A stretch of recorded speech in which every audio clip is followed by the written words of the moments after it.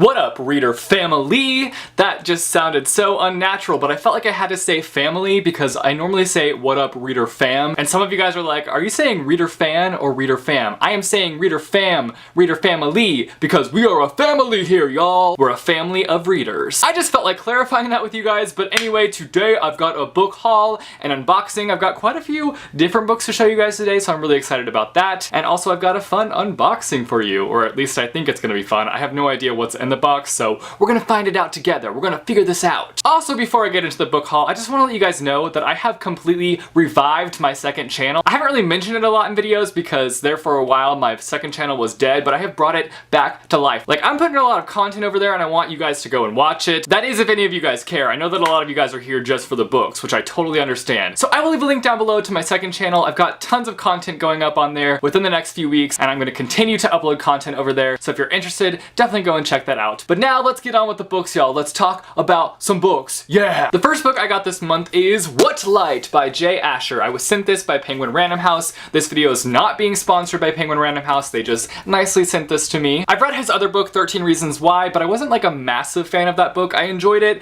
but it just wasn't my favorite. So I'm definitely interested in giving another one of his books a go, and so I'm gonna do that with this book. This story follows a girl by the name of Sierra, and her family runs this Christmas tree farm, and so she lives in Oregon, but they commute back and forth between Oregon and California. So she kind of feels like she's living this double life. She's not really living a double life, she just has a different life in Oregon than she does in California. But she ends up meeting this guy by the name of Caleb, and he kind of causes a rift in her double life. Ooh! I know that Sierra's kind of more of a good girl and that Caleb's kind of more of a bad guy. So I think that there ends up being a lot of drama in their romance. But I'm not gonna lie, I love reading about drama. I don't like being involved in drama, but I like reading about it. So it's a little bit of a romance story, but it's also got some Christmas vibes going for it. So I'm hoping to get to this one this Christmas season, but we'll see what happens. I might have to end up saving it for next year, but either way, stoked to read this. So there's kind of a little bit of a backstory to this next part of my haul. So I read Carve the Mark by Veronica Roth recently, and I read it and didn't realize that there was a super harmful trope used in it, which I will leave more information on that down below. And I failed to recognize that problematic point in the book while reading it, which is obviously embarrassing and mortifying. I would never want to read and support a book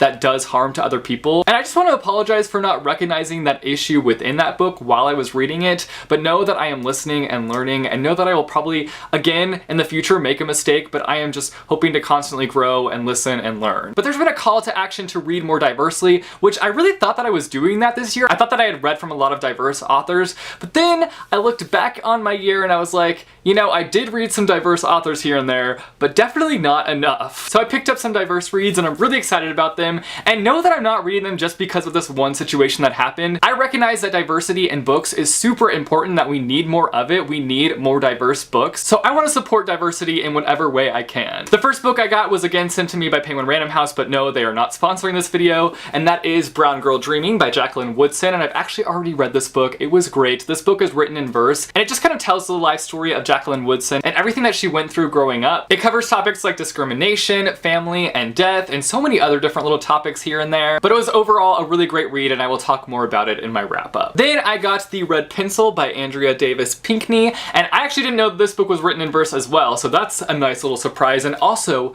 there are illustrations throughout this book, and I didn't know that when picking it up, so that has me super duper pumped. But this story is about a girl by the name of Amira who has just turned 12, and she's ready to like take on the world. She's ready for this next adventure in her life, but then one day her village is attacked and she pretty much loses everything. The one thing that she's clinging on to is hope. Hope that things will end up better, and hope that she will survive. While I am excited for this book, I am afraid that it's going to tug at my heartstrings and make my little reader eyes cry little reader tears. Then I've got The Thing About Luck by Cynthia Kadrayan.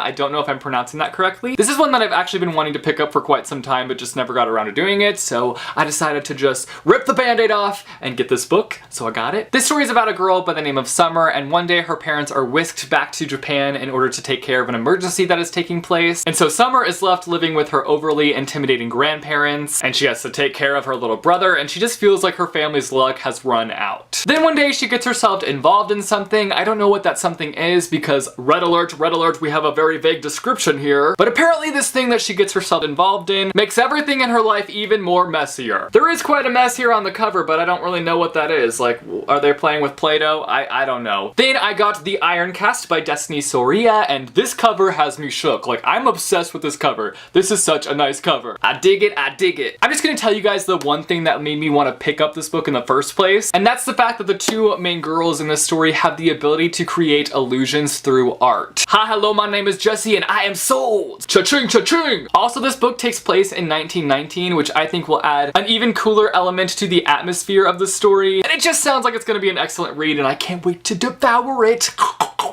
And the last book I picked up is Everything I Never Told You by Celeste Ng. I've heard a lot of mixed reviews on this book, but I read the description and I was kind of intrigued by it, and it sounded like something that I might enjoy, so I decided to go ahead and pick it up. This follows a Chinese-American family living in the 1970s, and one day, one of the family members dies. Now here's the thing, I don't know if this is like a horror story or just a normal contemporary story. I guess it will just depend on how everything plays out within the story, but I know that this death has a huge impact on the family. It just kind of like throws everything into chaos. And so you kind of just follow their journey on kind of coping and dealing with this death and kind of just letting it sink in. So this might end up being another really sad book, but I'm still really looking forward to reading it. And lastly, it's time for an unboxing. I was sent a package from the BFG, like the actual BFG, that giant guy. I still have yet to read the BFG, and I'm just like, what's wrong with me? I need to read this book. But either way, I'm excited to open this package and see what's inside. Hey, hey, hey, hey!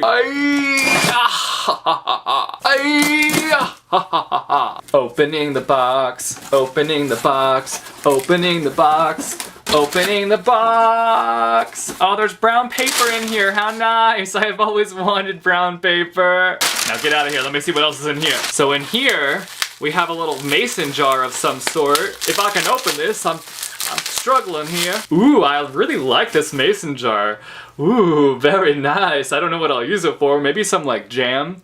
I've never made jam, but maybe now I'll make jam so I can put it in this BFG mason jar. Ooh, and I got this super nice leather bookmark. Oh yeah, I am here for this. Then I've got a journal here. It's a dream journal, so that's super cool. And this awesome pen to go along with it. It looks like a wooden pencil, but it's actually a pen. So I'm gonna write all my dreams in here. I've actually been keeping track of some of my dreams because I've been having some crazy dreams. So I've been writing them down. I'm saving them for a second channel video, so you gotta go subscribe to my second channel if you wanna find out about some of my crazy dreams I've been having. But I think I'm gonna start writing them in here. Then I've got the BFG Funko Pop, which I actually really like this Funko Pop. There are Funko Pops out there that I'm like, I would never buy that, but I like this one. I would totally buy this, so I don't even have to buy it now. I got this now. Holla! Then I received the BFG book, which has the movie cover on it. I actually have the BFG already, so maybe I'll do a giveaway of some sort for this book on my social medias. Follow me at jessethereader everywhere. Gotta get that self-plug in there. Plug it in, plug it in. And then it came with the BFG movie Blu-ray and DVD plus digital HD, which I have yet to see this movie yet, so this has me super pumped. I should probably read the book first and then see the movie,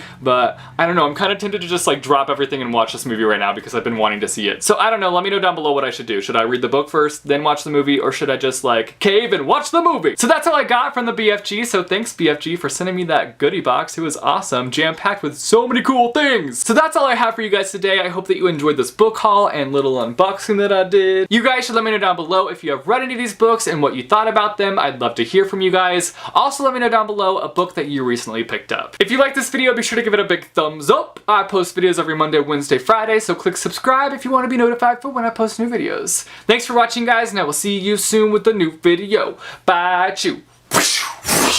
What up, reader fam? Today I'm doing a Q&A video. I love making Q&A videos. I love answering your guys' questions. So this time around, I went on Instagram, which normally I just use Twitter, but Instagram is lit. Y'all had some great questions.